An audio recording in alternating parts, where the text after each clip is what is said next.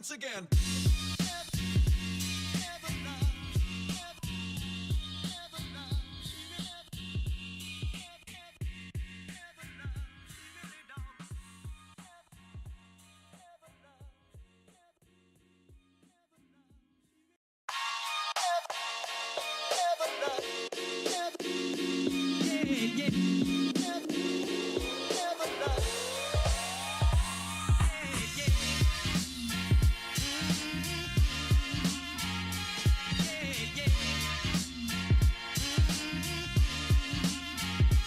Once again.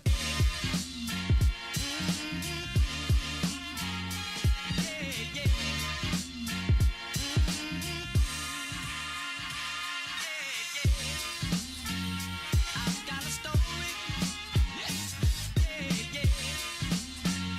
I've got a story. Story. I've got a story. I've got a story.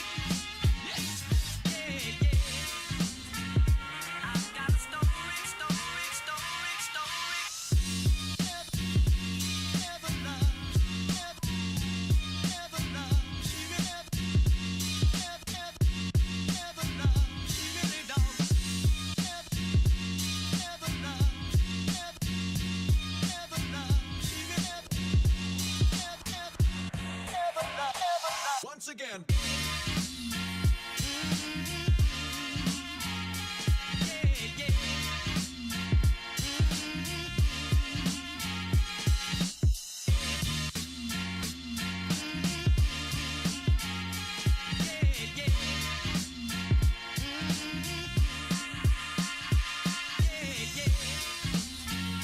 I've got a story. I've got a story. I've got a story. I've got a story. Once again.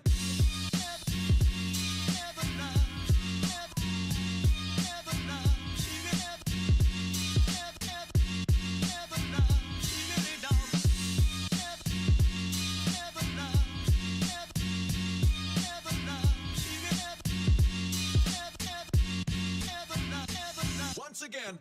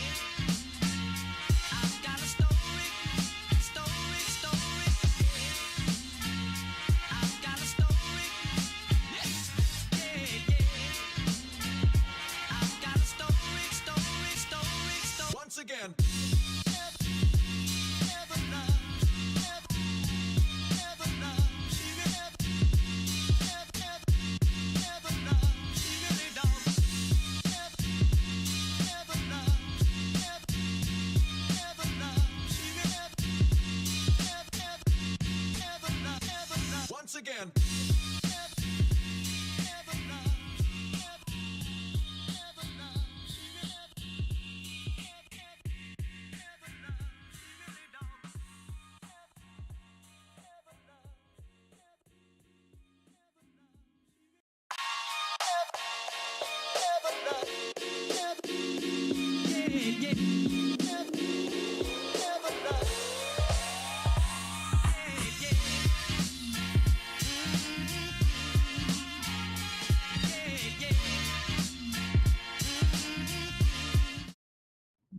No, I still don't think it proves anything. I mean, I don't have a green screen, so that doesn't that count for something? I also don't have a green screen, but you can't see the fingers on any of my statuettes. So Hmm. you can't see my fingers either. And we Right. all know how Hand check. infamously bad hand check. check. So we prove we're not AI. Yep. Gotta count them all quickly. Yikes. I miss the days where the best they could do was Will Smith eating spaghetti and other pasta, and him just like warping his mouth and face as he does it, and then basically him starting to turn into spaghetti. That was peak AI right there. I don't know what it is about AI, but so many of the I don't know if you guys feel the same way, but so many of the pictures are just unappealing. Yeah, they're Like- lacking that human aspect of it, the imperfections. Well, I mean, there's plenty of imperfections, but Fair. But you know what I mean. The things that make it look like it was the soul of it. There's a flatness to it. Yes. Yeah. I Yeah. kind of get that feeling with airbrushing. Like now, I have a more difficult time looking at something and thinking like, did somebody spend a lot of time airbrushing this, or did somebody AI it? Mhm. Mhm. Like, and that's not a good problem to have. Like, I would like to know what is real and what is heavily not fake. I guess I don't know. I Have don't you know, ever- man. Have you ever heard of the dead internet theory? You're gonna tell me. Okay, so the dead internet theory is it's an online conspiracy, like all fun things are, that anybody you interact with on the internet is not real anymore. It's a part Okay. of some computer algorithm, AI generated thing, where you're just talking to different AI made profiles of people rather than actual people. Does that make us? Wait. Okay. Are you talking like So- purely on posts or including this right now? That's Posts. Yeah, okay. yeah. I mean, it stands to reason. Didn't we once? I believe it was you, Joel. You paid for the media boost on Facebook, and then we had a bunch of weird interactions that seemed like gibberish. Yeah, the worst $20 I ever spent beyond Stadia for this. So, well, I got a refund for Stadia. I mean, the Yeah. worst thing that was a loan to Google. So whatever, but yeah. So that's what yields you money on those platforms if you're unknown, at least, is just spoofed profiles. you know? I guess. Now- I mean, we're gonna. Now maybe those were made by actual people, right? Yeah. You know, Yeah. Although Elon has said that he wants to give you 8 AI friends. I don't want 8 AI friends. I don't No. want 8 friends. I mean, okay. So on the topic of being unknown, Uh-huh. because that's who we are as a podcast and just general people, I imagine. On the opposite side of the spectrum, you hear about these guys at Giant Bomb. I guess they have a podcast also about video gaming. They've got the Jeff Grubbs and the Dan Rickards of the world. What they're gonna go solo now? That's a thing. Yeah, don't forget about Mike Manicotti and Jeff Butler. There's a Jan in there too. And a Jan. There is a Jan somewhere. So what does this mean for small time podcasters like us? We're struggling to stay afloat. We don't have any revenue stream, and these guys are now going to take over our market by breaking off with big media. Now, No, are they I- breaking into separate podcasts that each one is doing, or is it super bombastic radio and friends whenever they podcast? Can they legally call it Giant Bomb still? Like, did they retain the rights to the name? They details are mum, but they do own the rights to the name Giant Bomb. I assume there was lots of please take Giant Bomb off our hands because I don't know how to market the name Giant Bomb. But yeah. Do- Yeah. Do we own the name Super GG Radio? If we don't, Maybe. we probably should. Oh no. Oh no. Yeah. Should we do that now? Should we just stop the podcast to go purchase the rights to the name, or how do we do Well, that? We'll worry about that once we, actually garner an audience. It's fine. We'll do it. We'll do it after we need it. That's how it works. what if that audience comes up and steals the name from us, and then we have to pay for it back? I think Then we we've just got change our name to Starry. It's fine. I think we've got Alright. enough legal backing from our past episode and episode archives that we can show that we had the name beforehand. Is this like how common law marriage works? Because we've had it for 5 years, it legally belongs to, or it legally is one with us? Yeah, I think so. Yeah. Yeah, that's those are 5 years we won't get back. You started this. Yeah, I'm pointing a finger at you. This is on you and Alex. I was And a Alex. co-founder of your pain. Yes. I don't welcome. even think that if I look at the credits from the first 5 years of episodes, I don't know what I am. I don't know what I am today. It says host, but that doesn't seem like a real thing. Sort of a co-op. Yeah, Yeah. this is communism at its finest, right? I mean, we're not the state yet. I mean, okay. I wish Alex was here so I could cut him off so that we could do the intro to the episode. But this is Super GG Radio. Welcome to session 293. I am gonna talk at you about video games and all things adjacent. I'll be your Soviet ruler, Eric Getty Gettinger. With me is Joel, the czar of finances and crop production. I assume I'm gonna get one of those furry hats. that You have they to. wear. It's just to Furry survive. hats all around. Mhm, mhm.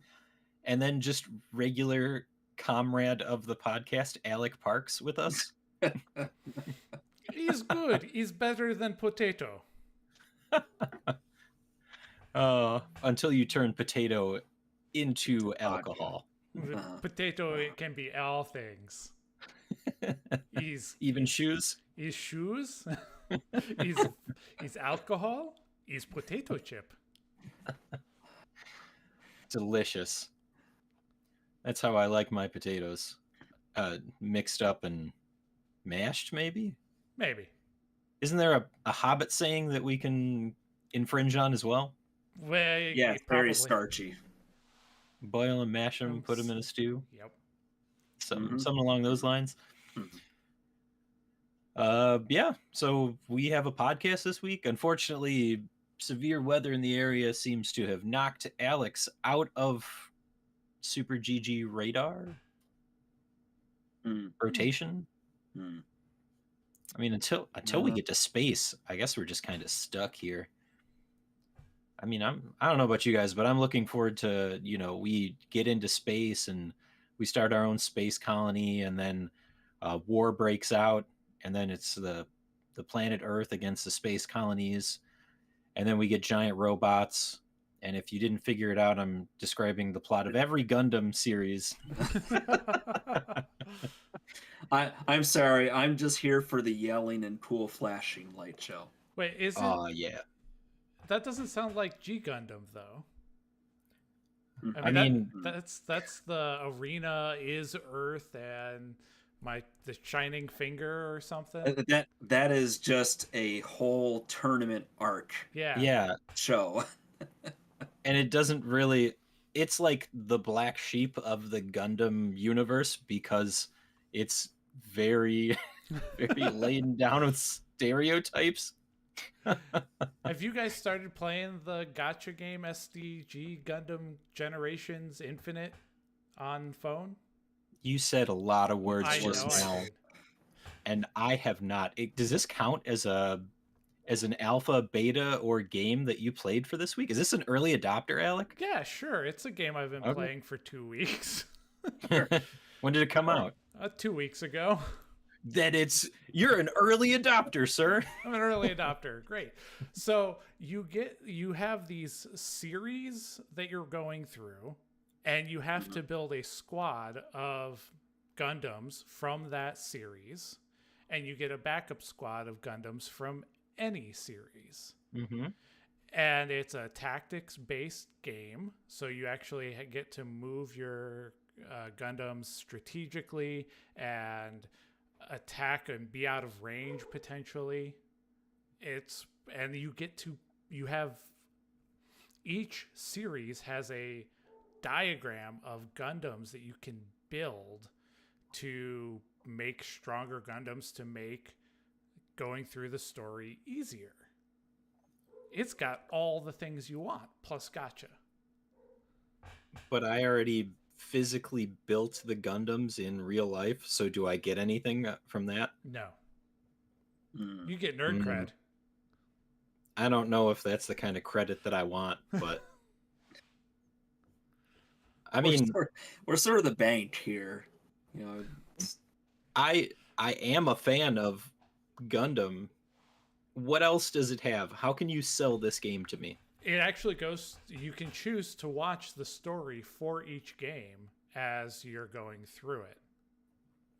So you complete like a mission or a Yeah. battle, and then it gives you a cutscene. Yeah, it gives you not like an animated cutscene, but like Mhm. stills and text that of what's going on in the story as you after you complete each mission. Mm-hmm. Okay, and which series have you then played through? I have played through Gundam, Gundam Seed, Gundam Wing, Gundam Z, Alright. a new translation, and Gundam ZZ. Okay, And I'm starting G Gundam now. and you're really confused why everybody is shouting in G Gundam, right? Oh, yes, absolutely. I figured that it was a caps lock is cruise control for cool situation. Yeah, kind of. Not 100%, but I don't know what was up with that series. Like I will stand by all the Gundams, but there's just something special about how nonsensical it is. You know, usually you've got like the government is oppressing people or there's some type of war that's going on, and then this one's just straight up like we're having a battle royale, and in order to defeat the other country you need to destroy the head unit of the Gundam. Like, all right, here we go. Yeah, that's just it. It doesn't take itself seriously, and it knows No. what it is, and it's exactly the opposite of what Gundam usually is, and so that makes it its special little thing. Yeah, But it has such heavy stereotypes. Like the pilot from France, he has a rose. The American has American trunks, and he's a boxer. Mhm. What? Mhm. I don't know how in depth this game goes into it, but I think they even go to Egypt at one point, and they have to fight a mummy Gundam. Fun. So maybe you haven't gotten to that point yet, but it's just wackadoo. Yeah, I'm only like 3 missions into G Gundam. Because, of course, you're limited by energy that you have for each day. Mm. You know, what would a gotcha game be without a limitation? Unlimited fun. Just yeah, probably. They got to make money somehow, right? Yep. And they ain't getting it from us. No, I'm cheap. Yeah, I Mhm. know. Well, I don't mean like that, but I'm also of the same thought process, Alec. Even I'm going to go slightly off topic, but since we're on the focus of mobile gaming, Magic the Gathering Arena dropped their, hey, we're going to have Final Fantasy in the app. And I'm like, do I actually want to fork over digital money for digital cards? I don't know. So I do the Google rewards thing, Mhm. which lets Google invade your privacy Yes. in exchange for money. And I had Seems like fair. $30 in Google money, so I bought the Play Pass. Well, now we have to play more. We do. But don't tell Alex I have a reputation to uphold here. Oh no, you never play games with people. Yep, never. And forget about wanting to play physical Magic. I don't have any decks just sitting around. I'm totally gonna put a Rosa in my Karlak deck. Have you seen her? I have. Joel looks really confused. Do we Did need they to make help a him? Did they make a Baldur's Gate Yeah, pack? They did a while They- ago. Yeah. they Okay. I'm just proud of myself for knowing who Karlak is did. for 1 year, but yeah, that Hey, you They made it do one through for a everything. chunk of that game. yeah, Heartwade is still barking at my tree. We'll get that figured out, but yeah, Melvin needs to make a return sometime. Yeah. So if you have been living under a rock and you aren't aware of it, Final Fantasy is coming to Magic the Gathering, so prepare for probably us to talk about that, if not play with it here in a couple of weeks. Geez, it's second week of June. We should have a stream around then. We should, but I don't know. I'll be too busy with my Switch. Oh yeah. Now, Hopefully. Assuming the Walmart driver doesn't lose it. hmm, hmm. I think you'll get it. Well, maybe I'll just have to figure out how to stream. I don't want to. Don't make me do stuff. I'll probably just end up swearing and then I'll get in trouble, right? I Nah, you should go on Rumble. I'm not going on Rumble. Yeah, but they won't cancel you. think as long as we're marked mature, we can swear. But not on the podcast. Podcast has punishments. I mean, do you guys swear on the streams that you do? Looking at Joel and Alex. No, not usually. I'm actually usually pretty tame vocally on streams. I don't know. Okay. It's one thing when I'm mad at myself, I can restrain my language. It's when I'm mad at other people that I did a looser tongue with profanities. I think I'll want to circle back and get a Sekiro checkup before we end the episode. But we do have other early adopters. We did play more than our mobile games this week because everybody plays those. And it's just something shameful that you don't talk about, except on this podcast. Then we talk about it all we want. All right. We have 2 regular early adopters. I only got the opportunity to play one of them.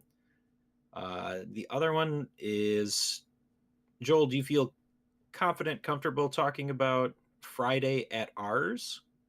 Very briefly. Okay. So Friday at Ours is it's a little adventure they describe it as a time management sim. The demo doesn't delve too much into that piece of it, but the premise is basically you're a social recluse in an apartment building. Everybody in the apartment building's having a party nearby. You weren't invited for one reason or another, but you can't fall asleep because they're being so loud.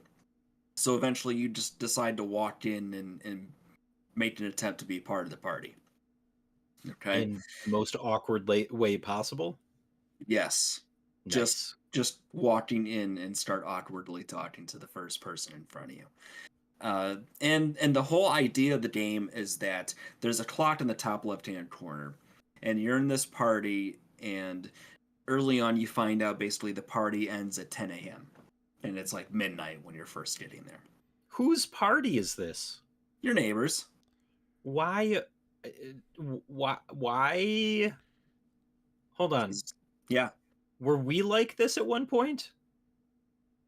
not I till feel 10 like- a.m. I feel like our parties like bottomed out at 3, and even that was Alex on the couch playing Skate while the rest of us are trying to fall asleep or get him off a skate at the very least. Just stop playing the demo, just buy the game. Yeah.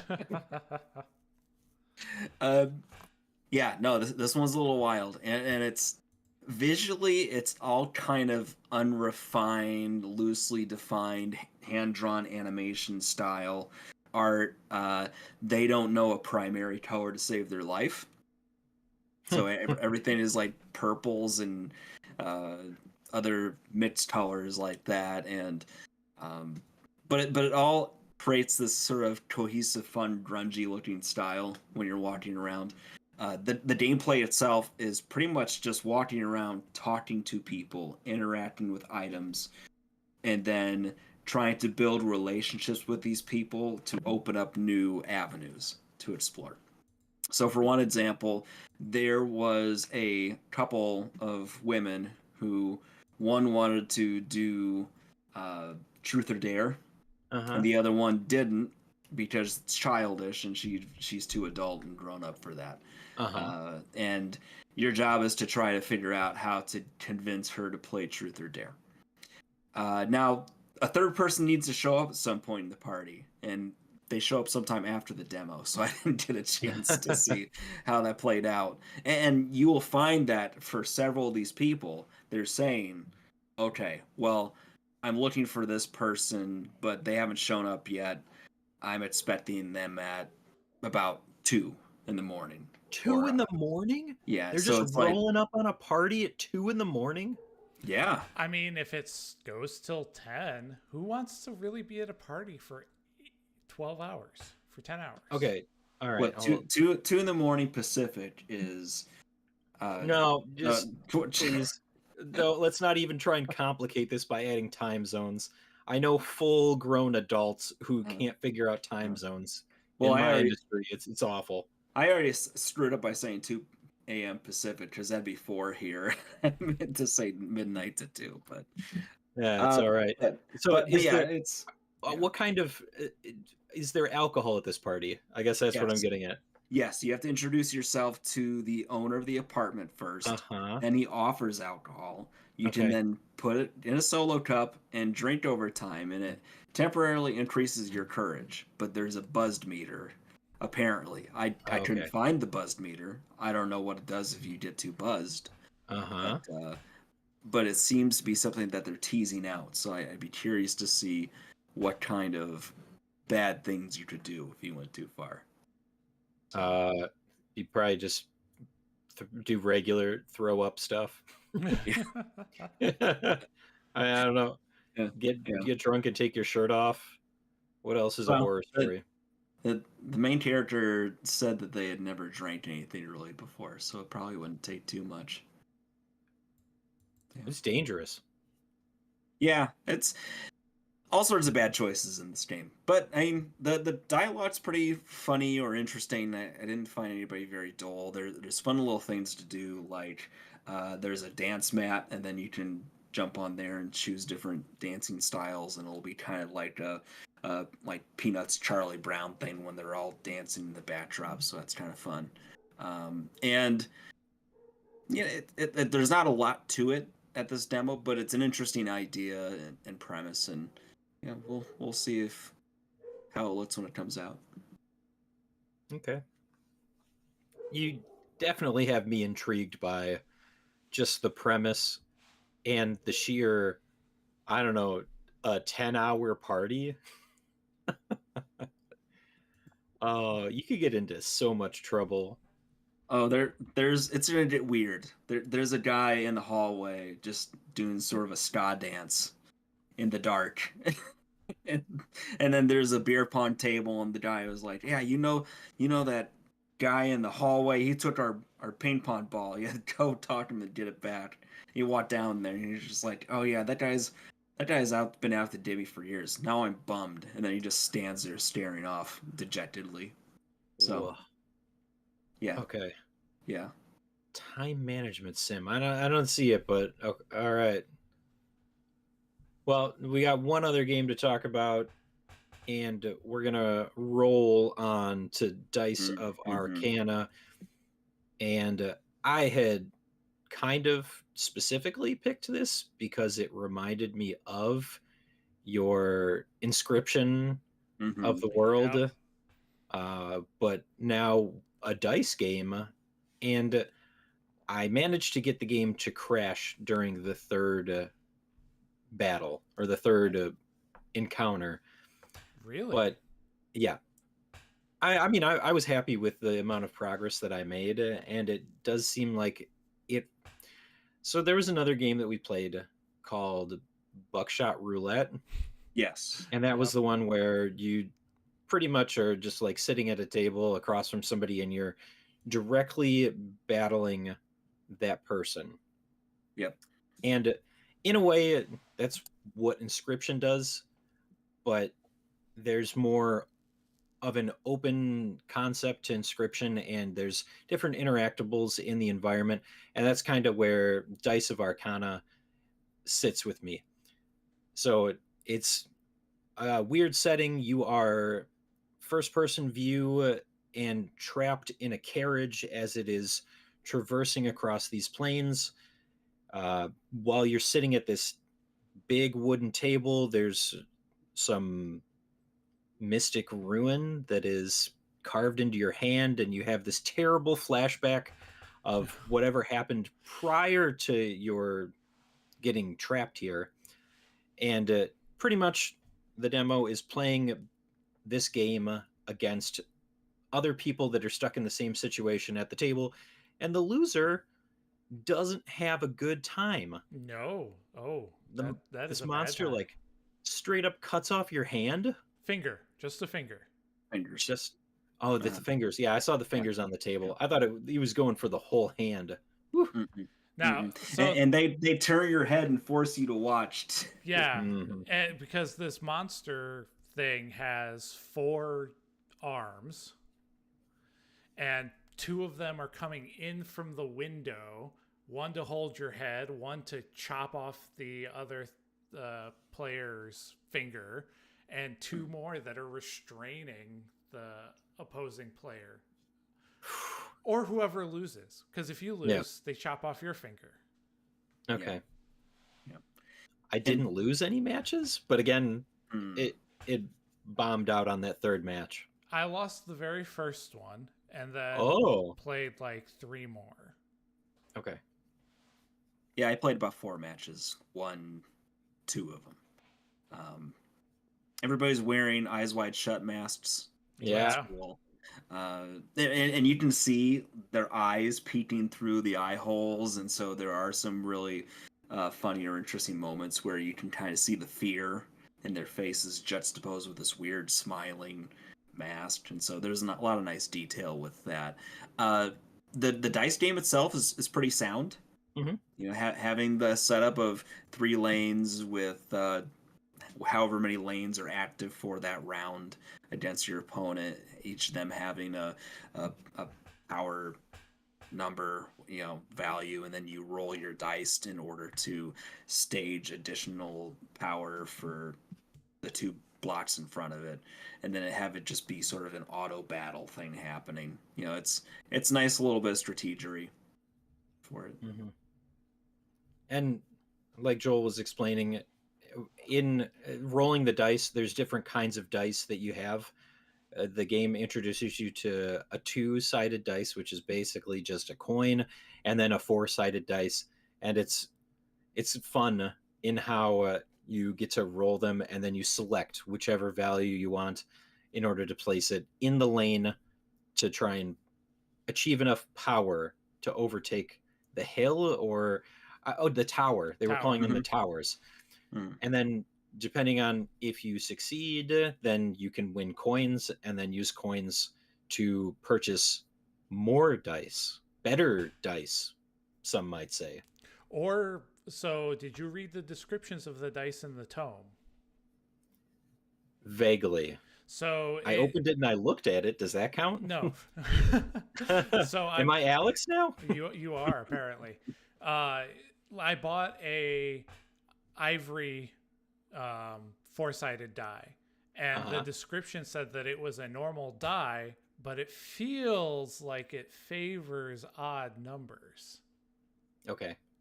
So as you bought the dice and learned more about them, you could mix up which dice you're going with depending upon whether you're going for the highest number, whether you're going to match another number, because that gives you other bonuses. Yes. Yeah.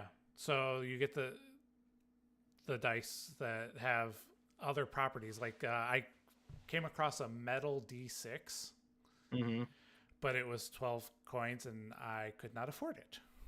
So I have no idea what that one got to do. You didn't sell all your other dice just to get that. Well, so that's the thing. If you have so I only played long enough to have 2 lanes open. If you have fewer than 4 dice to put in the 2 panels for each lane, you just don't get to put a die there, and your chances of winning are less. Yeah, I stuck into a spot where I felt really handicapped, and it was like you said, the opponent had like 5 or 6 dice. I somehow had 3. I don't know if one of them got destroyed in some fashion, but yeah, you're in a situation where you really have to game the opponent's bad choices, and it's such a slim margin to victory. You can really do yourself into a fail state. Yeah. But games like this, it definitely wants you to make mistakes so that you can learn from them and get better and figure out what's going on. So there is limited, from what I played, interactables inside of the carriage. If you like craned your neck all the way to the left side, there were locked cabinets. There was a lantern that you could pick up and you could turn it on, and I was trying to look around to see if there was anything else that I could interact with. You can open the windows on the carriage and look out. I really couldn't figure out what to do, and it might just be that the demo was set up specifically to see how the dice game works. Or did you guys figure anything else out? No, that's what I No. gathered from my exploration as well, because you couldn't move from your seat either. Yep. Okay. I was interested in this. I feel like I'm still interested in Dice of Arcana. I did not expect to be as interested in this as I became, because you're right, on its face it's just, oh, it's Inscription now with a dice game, but the environment is different enough to be compelling. The game itself, there's enough skill and strategy involved to where you still feel like your choices matter. It's not too random. So yeah, I'm curious about this one. There's some nuance to it. Okay, so we diced, we partied, and we tried to give Alex FOMO. So you guys want to take a break and then we could talk some backlog? Sounds good. All right, we'll see you in a couple.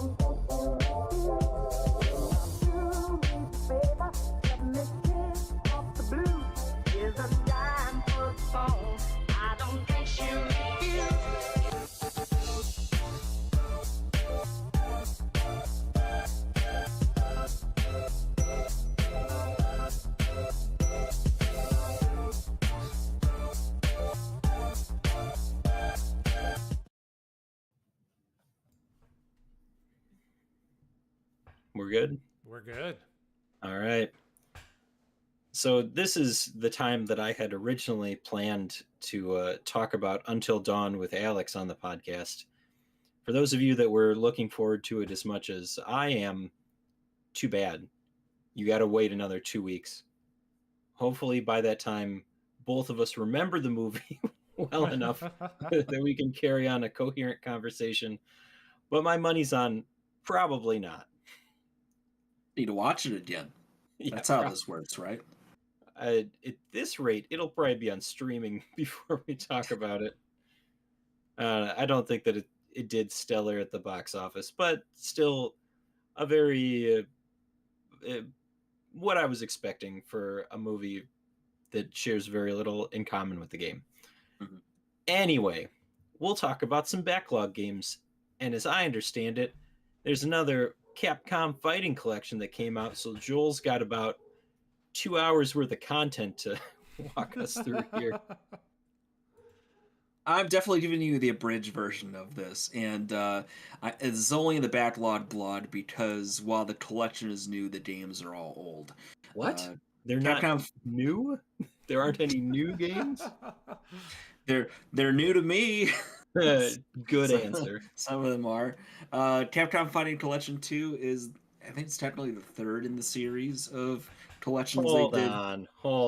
They That did can't be one. right. They did recent-ish Okay. ones. Recent-ish ones. God knows, across all systems everywhere, they've had dozens upon dozens of repackages of some of this stuff. But it's a collection of fighters and sort of a few arcade party games. So I'm not sure if you're familiar with Power Stone. Yes. Okay.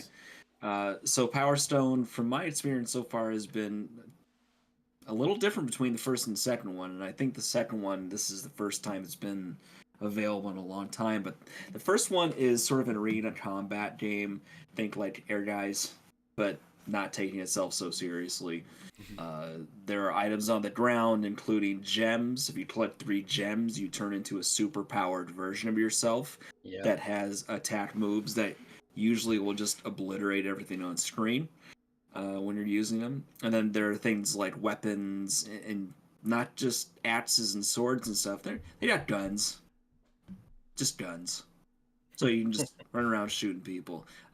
If you know, flamethrowers, all sorts of stuff like that. So colorful, very old, basic 3D polygon type stuff. Movement, it's a little muddy, but it's not a big deal. It's the nature of the game. And that's more competitive. Power Stone 2 is like Smash Brothers playing with all items on and at fast regen mode. So it's a 4-player brawl. There are just as much items, if not more.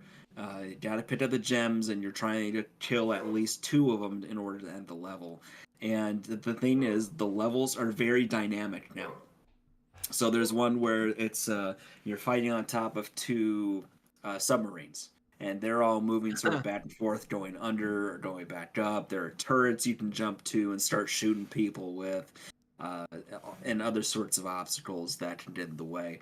Another one, and just my favorite level, was sort of a jungle kind of motif, but then you fall into a hole, and all of a sudden it's Indiana Jones with the boulder sort of rolling and chasing you and everybody else down a hallway.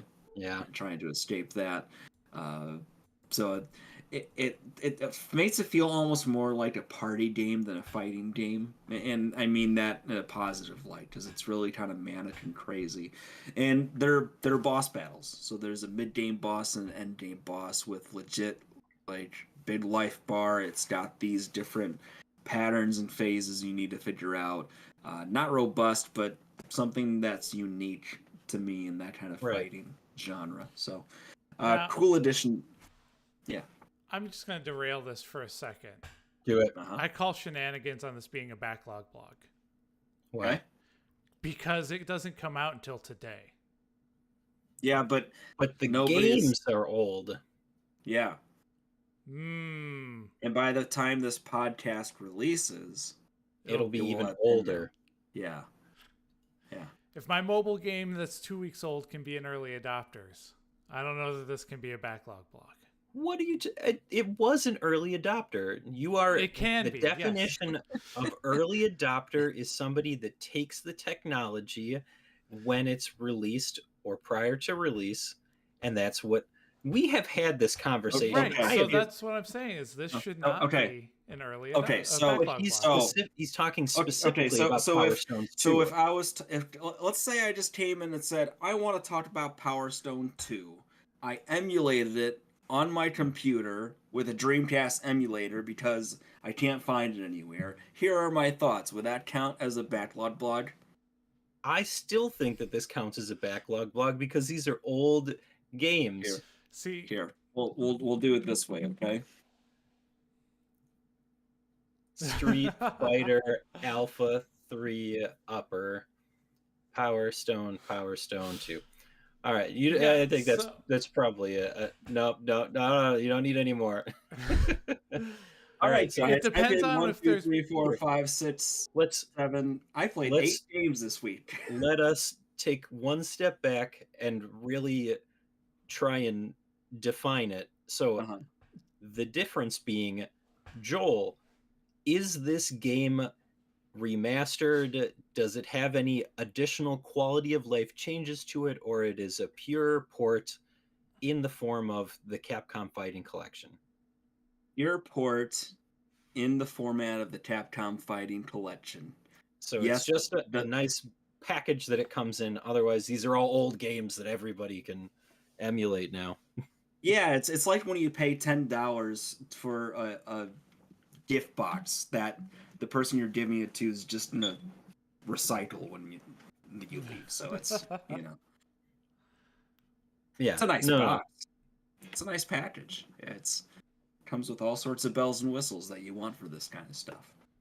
But yeah, we won't go much further into this. Just to say that that series and the SNK versus Capcom series, that which has the 1 and 2 entry and that one as well, are the real meat and potatoes of this. Capcom versus Sync is a really maybe niche is the wrong term, but sort of mid-tier in terms of popularity, but it's a really cool series of games where it gives you the option to play as characters from either series, but in the style of either series. So I can be Ryu and Ken, but have it in the SNK style combat, button input placement. You have to charge your power in order to do the actual super moves and stuff, and it adds a nice little bit of extra tension and push and pull. And then there's just a few oddities in there that I was kind of nonplussed about. They're interesting from a I didn't know this existed, now I know where this character comes from kind of stuff, but things I probably wouldn't go back to. Okay. Yeah. No, you're definitely a fan of this kind of genre, and when they give you the option to go back and explore a handful of these games that you might have missed or you didn't have the opportunity to play, it's got to feel pretty good, right? It's nice to fill out my understanding of the broader genre, because everybody knows the Soul Caliburs, the Mortal Kombats, the Street Fighters, but it's not funny not just seeing, oh, here's Ryu in another game. It's also learning things like, man, Capcom really loves using the quarter circle plus punch button for a lot of characters. So you also learn the kind of patterns and ticks that they have when they're making this stuff. But Don't feel quite as special anymore. Like, look he's got a special move. It's not that special. it's okay. You can just set the special to a 1-button press, and then you're good. Yeah. That's other games though. We don't talk about those games here on the podcast. I don't know if you can one button press to do quarter circle forward, it might be worth it. We only play difficult games here. We want the challenge. So, to take a complete tangent, Final Fantasy All right. VI, Mhm. the Blitzes, the Super Nintendo did not have a way to actually differentiate a diagonal press from a down or a forward. press. So you could cheese all of the blitzes in Final Fantasy VI by just hitting any of the directional buttons instead of having to actually go through the quarter circles and everything and hope it gets picked up. You learn something new every day? Is that how you cheesed it? No, but yes. All right. I brought a game. I don't have to talk about it in too much detail. It was a game that we tried the demo for when it originally came out 2-3 years ago. But Triangle Strategy, it has that feel of a Final Fantasy Tactics game. It looks like a Final Fantasy Tactics game. It, in some ways, is better than Final Fantasy Tactics in the way that I'm sure that Alex would not be able to physically break the disc. But also, it doesn't have to be difficult. And the stages don't scale. So, Oh, really? what is Triangle Strategy? Yeah, so Triangle Strategy is a turn-based strategy RPG. It follows a pattern of story beats followed by a battle, and I think that there was a time when we were seeing a lot of Game of Thrones premises, and this has that. There are multiple houses. They are all aligned. They're creating a truce to trade iron and salt and open trade routes among the three nations so that everybody can prosper. And it's great. And that's how the story starts out, is that your character, Serenoa, is being wed to an outsider, somebody that is coming from one of the other nations to help strengthen the bond and just kind of like push the story along. And then almost instantly, one of the nations decides to rescind on the deal and starts an all-out war. And then so far in the story, I'm like 9 chapters in. And again, each one follows like you watch a bit of story and then you do a battle. And each of the battles, it tells you like, hey, you should be this level going into the fight. And that's where like you have a whole encampment where you can go to. You can upgrade your character's weapons. You can do mock battles, or you can go back and play the battles that you've already done through the course of the game to level up your crew. And they just keep throwing more and more characters at me, and it's nice, but I'm trying to just use the core ones, and that's as much as I'll say on that. But one of the things that sets this apart is that it has diverging paths in the story, because it introduces the idea of this the scales of balance. And each time you come to a critical decision in the story, your characters will have a opportunity to discuss and then vote on what you're going to do. So Serenoa will go around, he'll talk to each of the characters, it'll tell you like, these 3 people are going to vote for, these 3 people are going to vote against, and this one person is undecided. So you'll talk to them, and you'll give them the opportunity to like, hey, maybe we should approach it this way. And then after the vote, the story will then proceed onto the next beat based on what your crew decided. You can sway people to vote differently, but it doesn't always work.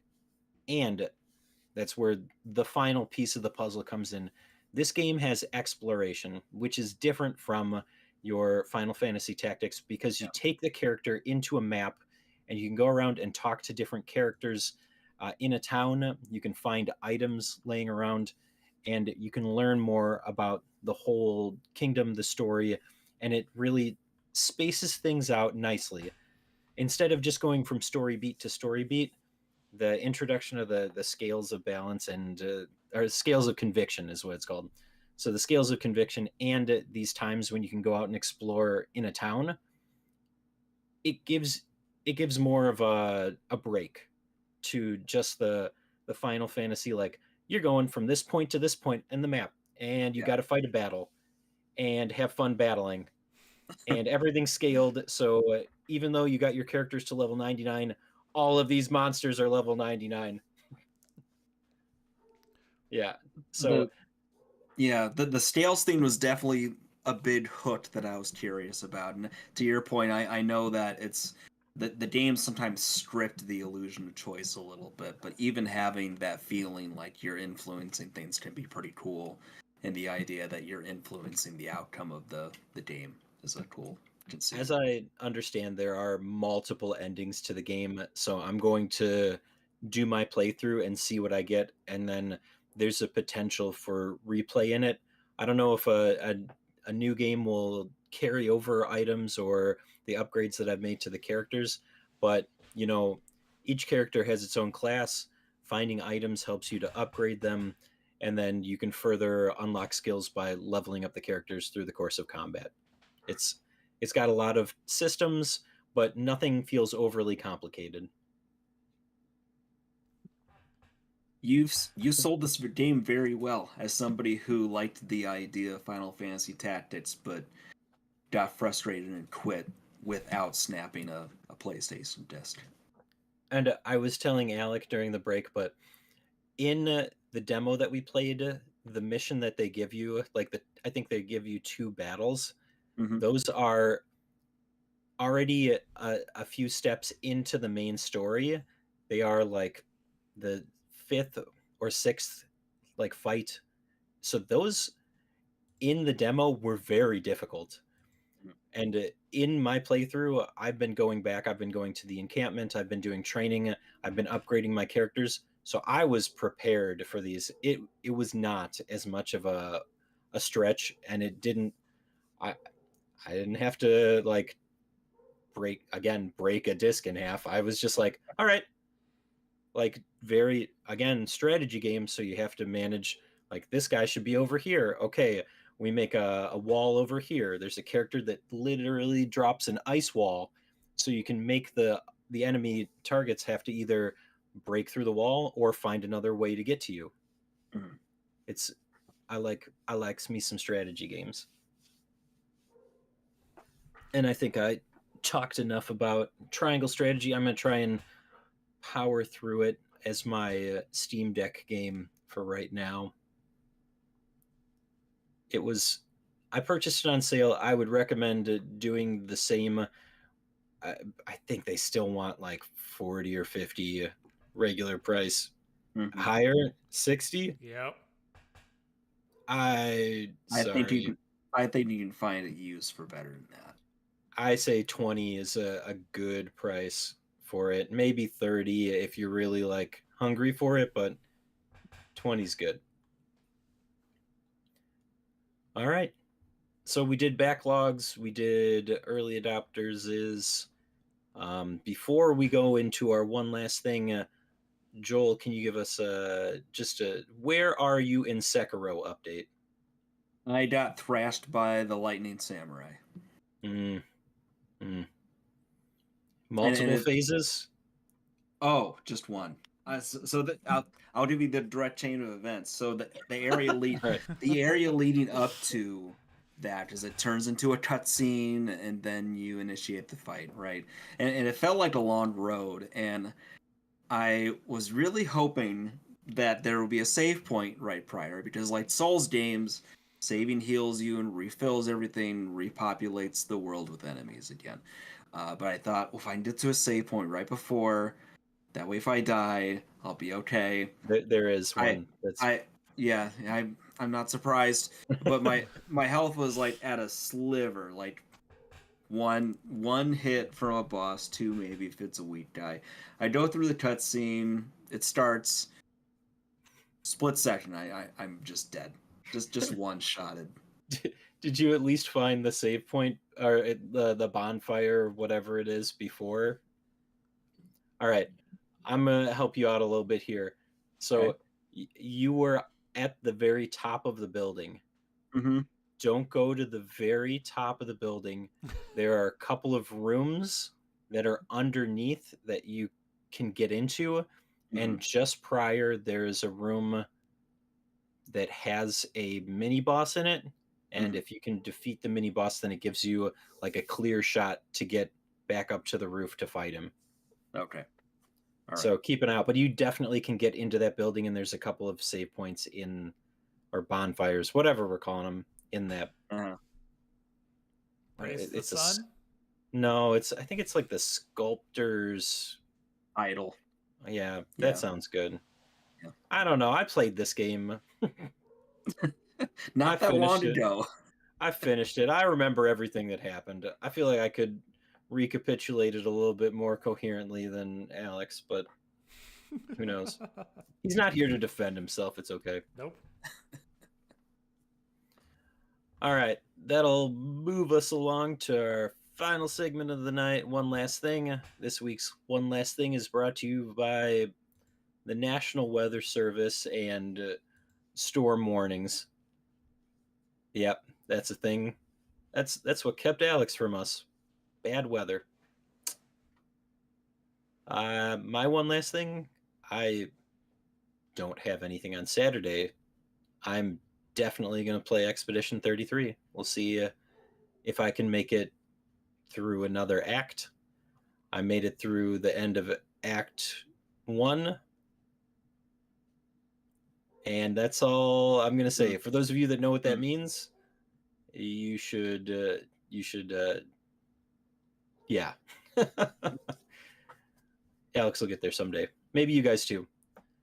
All right, Joel? I sold my Steam Deck. No. Really? Yeah. For just money? Yes. Just I don't know. You could have traded it in at your game shop and gotten like something cool, man. No. So that thing, I found myself just placing it somewhere, and I just didn't get used. And between that and me conceding that I'm going to do a Switch to and have to finance that, and I was surprised at how little I used it, and I can't figure out why. I mean, it as a system, it's a neat thing, but maybe it still felt a little bit too having to configure stuff and deal with compatibility stuff sometimes, and yeah, I don't know. It's too bad, but I pretty much I doubt what I paid for it back, so I'm satisfied. R.I.P. your Steam Deck. It's in a better place now. I sure hope so. All right, Alec. See, I've been playing my Steam Deck. Granted, I'm emulating PlayStation games, and I've spent like 6.5 hours on Legend of Mana in the past week, and I'm going to continue to do so. This is my current fixation: going and exploring the world that I'm creating through little artifacts. So we feel like this is one that'll stick. I mean, as much as it has in the past. Hopefully, I'll beat it this time. Okay. All right. One day at a time. One day at a time. That's all we can ask.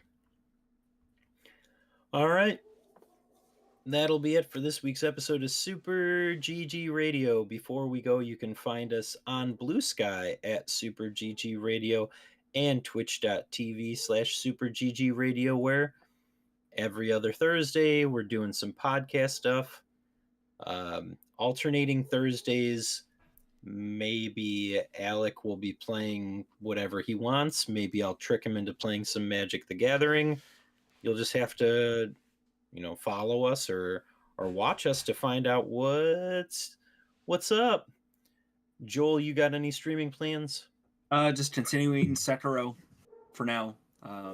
Once Marvel vs. Capcom Collection 2 is officially out, maybe we'll take some multiplayer for a spin, but we'll see. All right, Joel's got 2 more weeks to finish Sekiro, if memory serves. Correct. I'm pulling for you. Thank you. Even though I know I that noticed no vote of confidence. I did that, but I appreciate the well wishes. I think you can do it. You just have to put your face down and run at the wall as hard as you can. All right. I heard somebody did that to get through Expedition 33. They put. Oh, you mean I also heard that they didn't use parrying or dodging, and they were able to do it. Yeah. The game tells you off the bat that you don't have to dodge or parry. It'll just make the experience a little bit easier. So you don't have to do those things. I believe Alex has Wednesdays streaming plans. He did some Expedition 33 last night, and maybe he will continue the trend. Otherwise, maybe he'll play any of the other games that I know that he should pick back up. Such as, do we want to do a running list? Marvel Rivals?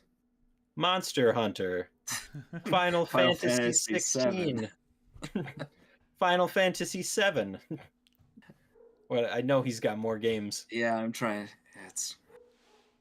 Soon he'll have Death Stranding 2. Mm-hmm. Mm-hmm. He has Stellar Blade. Does he have Stellar Blade? Yes, I bought it. Okay. For it. I went to a GameStop, purchased it, and delivered it to him. And then I proceeded to play it, and he still hasn't opened it. I sold my copy back. Look, Robin, your college fund. Don't look at this one. No, we don't talk about Stellar Blade. All right. If you'd like to reach us with questions or input, our email address is mail@superggradio.com, and provide us a review on iTunes or the podcast app of your choice. Please check out our Patreon, where you can get monthly pictures of our dogs, get your name read off as an executive producer, or free copies of Early Adopters. Hey, you could even get a chance to play games with us, the non-AI humans of Super GG Radio that hand check. Definitely have 5 fingers on each hand. Joel, what's going on with your hands? He's been playing some Arcana dice. Oh. I've got Capcom. Oh, all right. Thanks for listening, and good game, Joel. Good game. Good game, Alec. GG. See, I didn't say butt night once. Yeah,